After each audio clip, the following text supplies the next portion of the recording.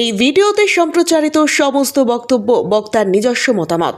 এর জন্য চ্যানেল কর্তৃপক্ষ কোনোভাবেই দায়ী নয়। এটা একদম কি বলবো, সঠিক কাজ হয়েছে। তো এটার জন্য আমরা বহুদিন ধরে প্রতীক্ষা করেছিলাম। এর আগে মহিলা হিসাবে এটাই বলতে চাই, যেটা হয়েছে একদম ঠিক হয়েছে। প্রত্যেকটা ধর্ষকের এটাই শাস্তি হওয়া উচিত। খুবই ভালো হয়েছে। আমরা যেটা বরাবর দাবি করেছিলাম যে খরচ হোক, সকালে অ্যারেস্ট হয়ে বিকেলে খরচ হোক, তো ছিল 4 জন, তার মধ্যে 2 জন খরচ হয়েছে, এখনো আরো 2 জন খরচ হোক, আমরা এটাই চাইবো।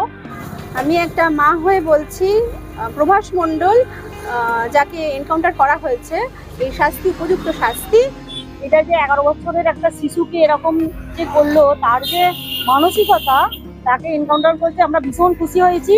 উপযুক্ত শাস্তি পেয়েছে নিশ্চয়ই আমি মনে করি প্রত্যেকটা এরকম যারা সমাজবাদী বা সমাজ বিরোধী যারা এরকম করে কাজ করবে, আমি মনে করি এইরকম উচিত শিক্ষা পাওয়াটাই উচিত। বলার যে প্রত্যেকটা ধর্ষকারী এইরকমই শাস্তি হওয়া উচিত। আর ওটা যেটা পুলিশ স্টেশনের মধ্যে ওটা যেন অন রোডে হয়। উত্তর 24 পরগনার বারুইপুরে একটি নাবালিকাকে ধর্ষণ ও খুনের ঘটনায় পুলিশের গুলিতে মৃত্যু হয় অন্যতম ধৃত প্রভাস মণ্ডলের। পুলিশের যেটা দাবি রয়েছে, ঘটনার পুনর্নির্মাণের সময় কিন্তু এই প্রভাস মণ্ডল পালানোর চেষ্টা করে এবং এই পুলিশেরই কিন্তু বন্দুক নিয়ে 1 রাউন্ড কিন্তু গুলিও চালিয়ে দেয়। পুলিশেরই তারপরেই পাল্টা গুলি চালায় এবং এই গুলিতেই মৃত্যু হয়ে যায় প্রভাস মণ্ডলের।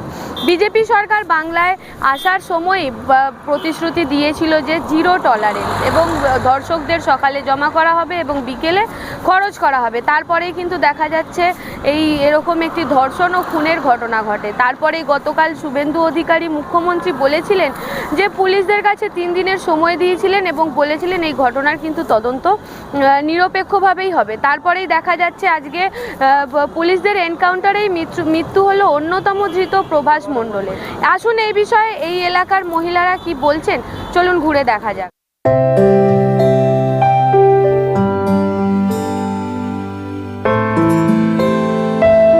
উপযুক্ত শাস্তি পেয়েছে। নিশ্চয়ই আমি মনে করি প্রত্যেকটা এরকম যারা সমাজবাদী বা সমাজ বিরোধী যারা এরকম করে কাজ করবে, আমি মনে করি এইরকম উচিত শিক্ষা পাওয়াটাই উচিত।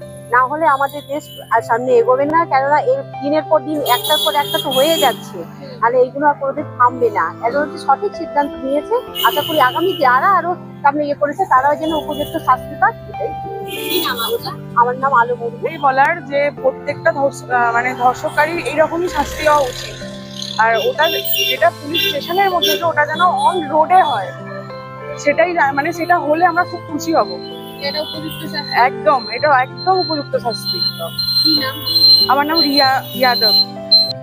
এটা যে 11 বছরের একটা শিশুকে এরকম যে করলো, তার যে মানসিকতা, তাকে এনকাউন্টার করতে আমরা ভীষণ খুশি হয়েছি। ভবিষ্যতে আরো যারা যদি এরকম করবে তাদের এনকাউন্টার করা হোক। বিচার করলে সারা জীবন বিচার চলতেই থাকবে। তাকে এনকাউন্টারটাই সঠিক সিদ্ধান্ত। আই এম ভেরি হ্যাপি এরকম হতে থাক, যে এরকম করবে তাকেই এনকাউন্টার করা হোক। কারণ আমাদেরও তো মেয়ে আছে, আজকে ওটা পরের মেয়ে, কালকে আমার মেয়েরও হতে পারে। তাই আমরা চাই এরকমই হোক, যে এরকম খারাপ কাজ করবে, এত খারাপ কাজ যেটা মুখে বর্ণনা করে বলা যাবে না, তাকে সঙ্গে সঙ্গে এনকাউন্টার করা হোক। এতে আমরা ভীষণ খুশি হব। আমি একটা মা হয়ে বলছি, প্রভাস মণ্ডল যাকে এনকাউন্টার করা হয়েছে, এই শাস্তি উপযুক্ত শাস্তি। আর এখনো যে 4 জন বাকি আছে, ওদেরকে কেন এখনো বাঁচিয়ে রেখেছে? ওদেরকেও ইমিডিয়েট এই শাস্তিগুলো দেওয়া উচিত। আমি একটা মা হয়ে চাইছি যারা যারা এরকম করবে তাদের জন্য সরকার যে শাস্তি বেছে নিয়েছে, একদম সঠিক সিদ্ধান্ত নিয়েছেন সরকার। তুলিকা ঘোষ। এটা একদম কি বলবো, সঠিক কাজ হয়েছে। তো এটার জন্য আমরা বহুদিন ধরে প্রতীক্ষা করেছিলাম। এর আগেও একটা উত্তরপ্রদেশ একটা এটাই হয়েছিল, আমরা খুশি হয়েছিলাম, কিন্তু আমাদের এই রাজ্যে এই জিনিসটা ছিল না। এটা হয়েছে, আমরা ভীষণ খুশি। এবং এর সাথে যারা যারা জড়িত আছে, যে আরো 5 জন আছে, তাদেরও যেন এরকমই শাস্তি হয়, সকালবেলা ধরে বিকেলে একদম এনকাউন্টার করে দিক। এটার জন্য আমরা ভীষণ ভাবে খুশি যে যারা এই নরপিচাস, এরা যেন এই পৃথিবীতে থাকার অধিকার নেই, এদের একদম শুট করে দেওয়া হচ্ছে এরকম। আচ্ছা, এরকমই ঘটনা একটা আমাদের হুগলিতে ঘোরাপে ঘটেছিল। সেখানে কোর্ট নির্দেশ দিয়েছিল, ফাঁসির সাজা ঘোষণা করেছিল, সেটা এখনো কার্যকর হয়নি। এটার আপনারা কি চাইবেন? এটারও আমরা চাইবো যে এটারও যেন একদম সঠিকভাবে বিচার হয়, এটারও যেন এনকাউন্টার হয়। আমরা এটাই চাইবো। তোমার নামটা বলো। কাকলি দত্ত। বলছি দেখা যাচ্ছে যে বারুইপুরের যে ঘটনা, সেই ঘটনায় আজকে খবর আসছে যে এনকাউন্টারে একজন অভিযুক্তর মৃত্যু হয়েছে পুলিশের এনকাউন্টারে। আপনি একজন মহিলা হিসেবে কিভাবে দেখছেন বিষয়টা? আমি মহিলা হিসাবে এটাই বলতে চাই, যেটা হয়েছে একদম ঠিক হয়েছে। প্রত্যেকটা ধর্ষকের এটাই শাস্তি হওয়া উচিত।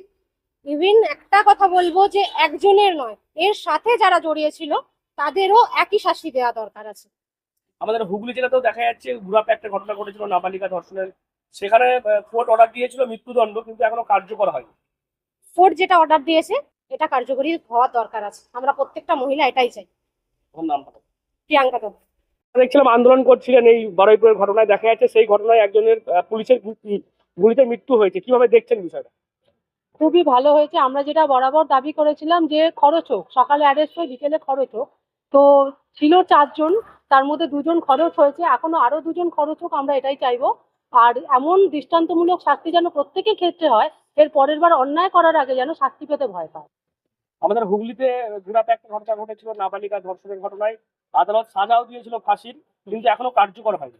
হ্যাঁ, এটা তো যত তাড়াতাড়ি সম্ভব, কেননা যখন আদালত একটা রায় দিয়ে দিয়েছে, সেই রায়টা যত তাড়াতাড়ি কার্যকর হবে তত আমাদের দেশের জন্য ভালো, আমাদের সমাজের জন্য একটা সুন্দর বার্তা যাবে।